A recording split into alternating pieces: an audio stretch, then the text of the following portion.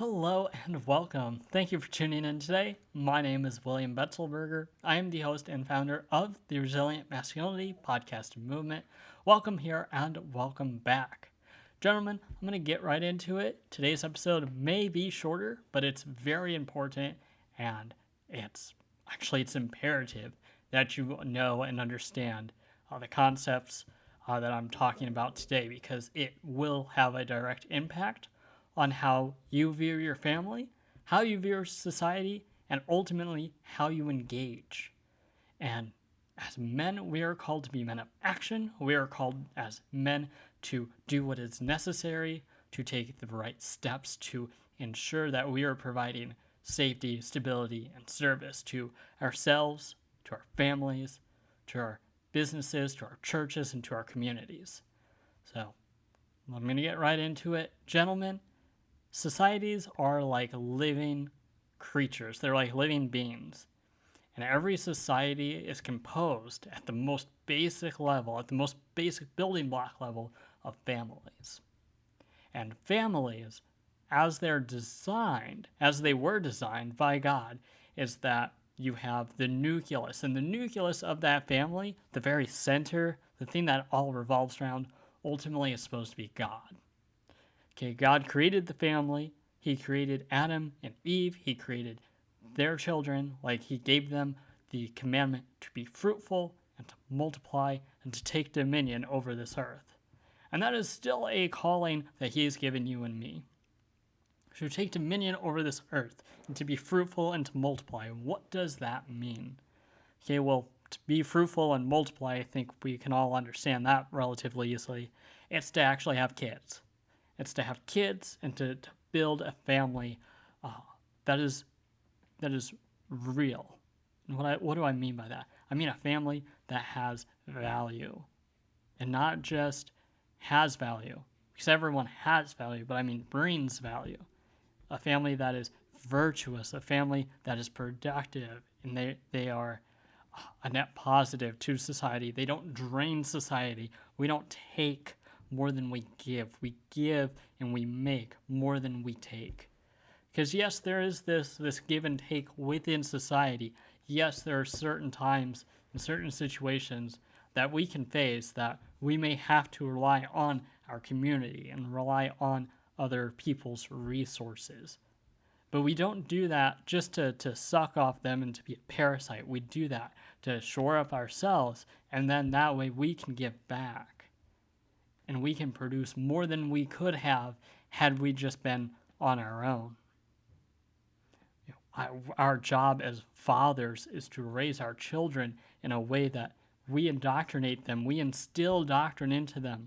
Doctrine that is virtuous, that is righteous, that is pure, that seeks to help others, that seeks to help bring safety to others and stability and service. That's our job. And that ultimately comes from our calling from God. And then how does the family function?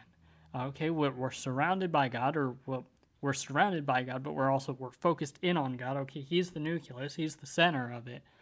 Now what? Well, God gave us a pretty good authority structure here. He gave us the man as the spiritual and the spiritual leader, but also just that he calls us in general the head of the family. And what does that mean? That means we have responsibility. Okay, that doesn't mean my wife is of no importance, but it means I have the weight of responsibility laid on me. Okay, if there's an issue and she says one thing and I say the other, well, at some point a decision has to be made. Okay, let's put it this way. Okay, in a marriage, in a what the society would call a patriarchal marriage, but I believe it's a biblical patriarchy. Okay, there's this idea here. Here's one. Let's say there's $10,000 to be invested, and let's say there's the option to invest it or not to invest it. And we have to invest it by Friday. And I'm discussing it with my wife, and my wife says, Well, these are my 3 reasons why I don't like that investment, 1, 2, and 3. And if I'm good at communicating and I understand what she's saying, I'll be like, I'll list the positives and I'll say, as I understand what you're saying, these are still your concerns, 1, 2, and 3. Is that right? And she'll say, yeah, that's right. You're hearing me right. And I'll say, okay, let's pray about it. Let's hope that we have to come to let's hopefully we get unity on this and we get clarity and we can go forward together. But just know that Friday we do have to make a decision. A decision one way or the other has to be made. So if we, through prayer and through further discussion, find out that yes, we're actually both on the same page, awesome, that's easy. We make the choice either to invest it or not to invest it. But let's say Friday comes around and we are not in agreement. She is still hesitant to invest that money. And let's say I'm all for it. At Friday, I am no longer just myself. Okay, I am the Betzelbergers. Okay, I have to make a decision for us. I'm discharging a executive function, and that is either to or not to invest this money. And if I was to go to my stockbroker and I said, okay, the Betzelbergers have decided we're going to invest this money here. I'm not saying I'm investing in my money. I'm saying we as a family, we are investing in this for X, Y, and Z reasons. And let's say Toriana's out with her friends and they're talking about the investment and her friend goes, hey, I don't like that because of 1, 2, and 3. And my wife says, yeah, I understand that, but we invested for X, Y, and Z reasons. That's her having my back. That's her being in biblical submission to our authority, to my authority. And that's not just I have the power, because I also have the power and the authority then to say, actually, the Betzelbergers aren't investing this money. Okay? I have that responsibility put on me. I'm the one who has to make that decision. Okay? In a marriage, there are 2 people, the husband and the wife. And in a democracy, everyone gets to vote. Okay? Well, if you have 1 vote for yay and 1 vote for nay, you have to have a deciding vote. You have to have a supercharged vote one way or the other.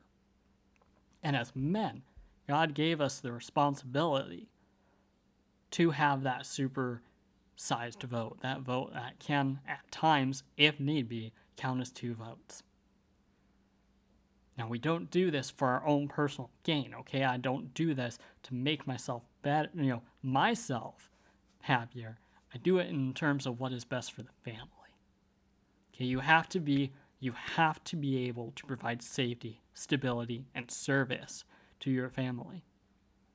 Okay, that is a weight that rests on you. So now if investment goes great, awesome, you guys did a good job, congratulations. And if that investment does poorly, well, I'm sorry, babe, that was, I made that choice. Ouch, yeah, I know, it sucks. I made that. That's my responsibility. Okay? Or let's say, on the flip side, I say, you know what, never mind, we're not going to invest it.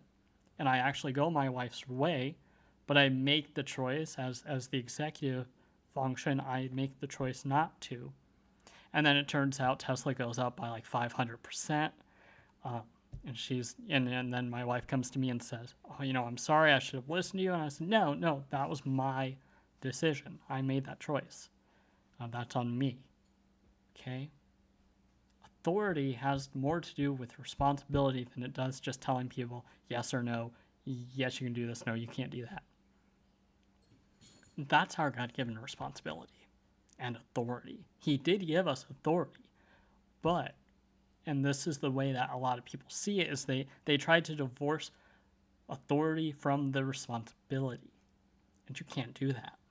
At least in a good, strong family, you can't do that. If you have the authority, you have to have the responsibility. Okay, I have the ability, I have the authority, but I also have the responsibility. Okay, so if there's a bump in the night, guess who's grabbing the gun?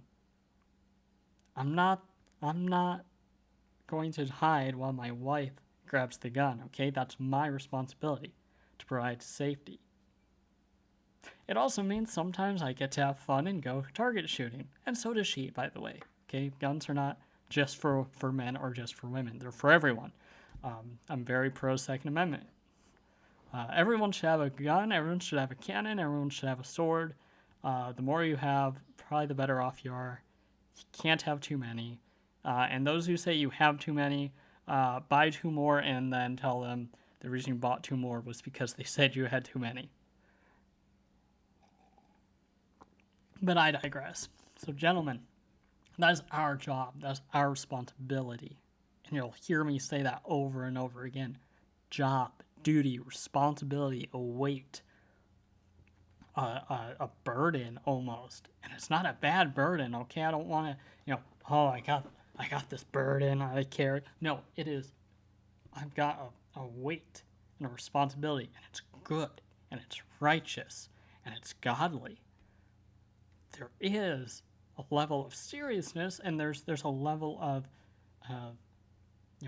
I look at the bills and I say, okay, how do I make sure I'm providing for my family? I look at, I cast our future with my wife, and I cast visions, and I say, okay, then how do I help create a plan that gets us to that position? If our plan is to, in 10 years, have $2 million, well, then how do I make that plan work? What are the steps that are needed to not just cast that vision, right? We cast it together. And then part of my job, my responsibility as an executive, say, okay, how do we get there? Okay, maybe it means I gotta work 2 jobs. Maybe it means, I gotta sell some things. If that's the goal that we have come to together, it's my job to ensure that I'm the one getting us on track, keeping us on track. We set the goal together. My job is to ensure we get there. So what does that mean for your children? It means you love them. It means you are in charge of instilling doctrine into them. Okay, I am all for parents being involved in their children's schooling. I have a caveat to that. And that is, or not necessarily a caveat, but I've got a little issue with some of the parents with school boards lately. You put your children into pagan government schools. You chose to put your children into pagan government schools, and then you got upset. And you got frustrated. And you got annoyed. And you got blacklisted by the pagan government schools that you chose to put your children into because they were pagan institutions. Because they were teaching your kids how to be sodomites. Because they put them in, your boys in dresses and your girls in, I don't know, haircuts. I don't have a good one for that, but they made your boys girls and your girls boys. They let them use whatever bathroom they wanted. They let them use whatever pronoun they wanted. They called Frank Susie and Susie Frank, and you put your kid into that. It's your responsibility. And men, fathers, husbands, this is your responsibility.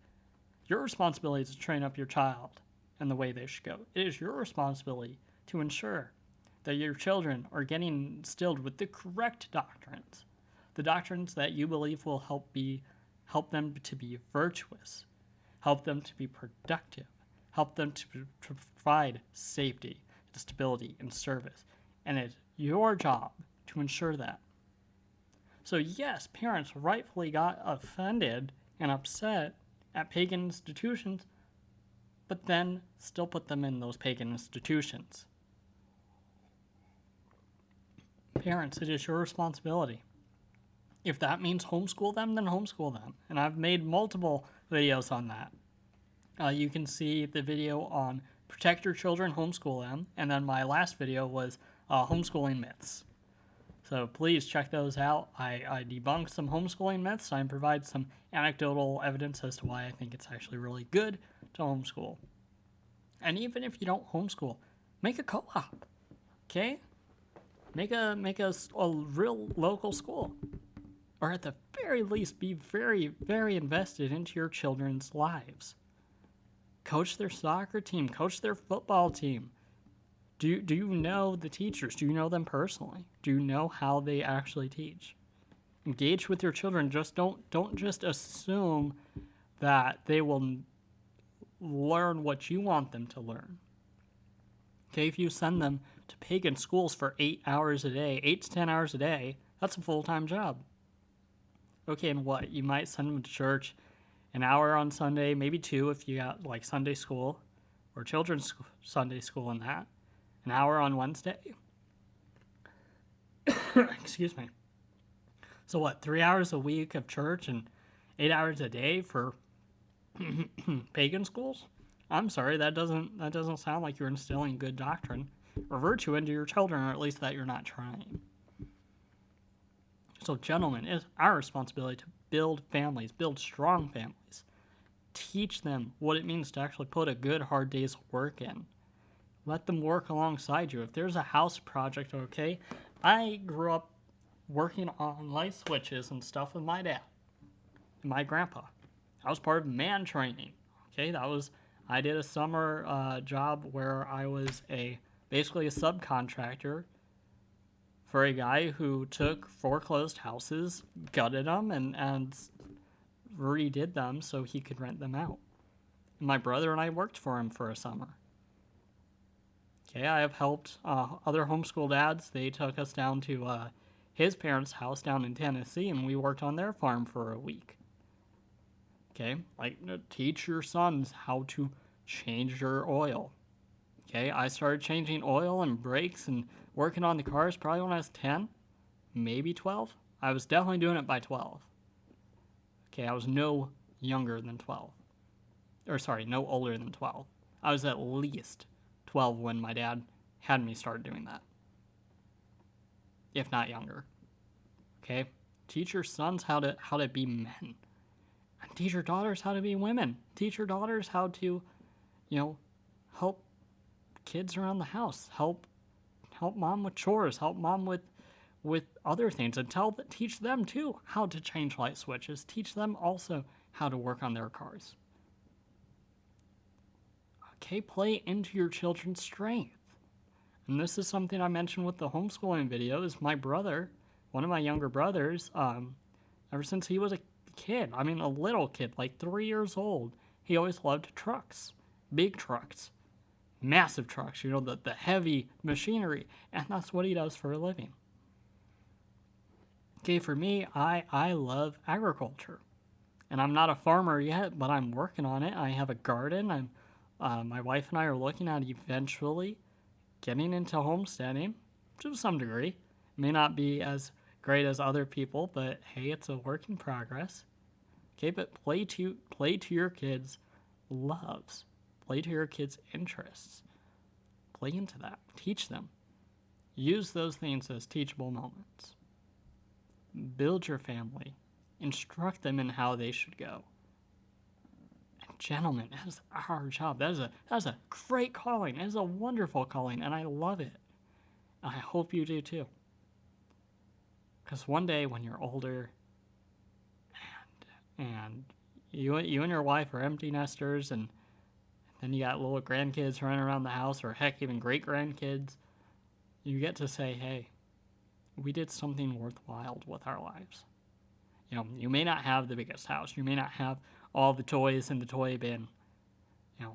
You don't have to have the fancy mega yacht like everyone thinks, or the Ferrari, or whatever everyone else wants these days. Just build your family and do it well. Carry that responsibility with gratitude, with enjoyment. Okay, enjoy it. Bear it well. Bear it faithfully. I guarantee you, God's going to bless us with this. Okay, if we focus on Him, if we build our families around Him, He is going to bless us. And gentlemen, that, I believe, is why we see such death and destruction in our society today. Because we decided not to build our families. We decided to build what we wanted. To build ourselves up. We told our women that they didn't need any man. You don't need no man. And actually, men need women. And that's true. Men do need women. God created women as a helpmate for a man. And women need men. Because without a man to be a helpmate to, she's losing out. And then you don't have kids. And without kids, you don't have a legacy to pass on. And without a legacy, what do you have? At the end of your days, what can you look back on and say, I wish I did what? You wish you did what? Spend more time with the people who love you and you love. So gentlemen, take a good hard look at how you're operating your family. Crack open your Bible. Or read what God has to say about how we as men are to lead our families, and then do it. And do it well. So gentlemen, thank you for listening today. I hope you were encouraged by this episode. If you are, then please like, share, subscribe, all the good things. And until next time, gentlemen, take action and become the men you are called to be by God. Till then, gentlemen, take care.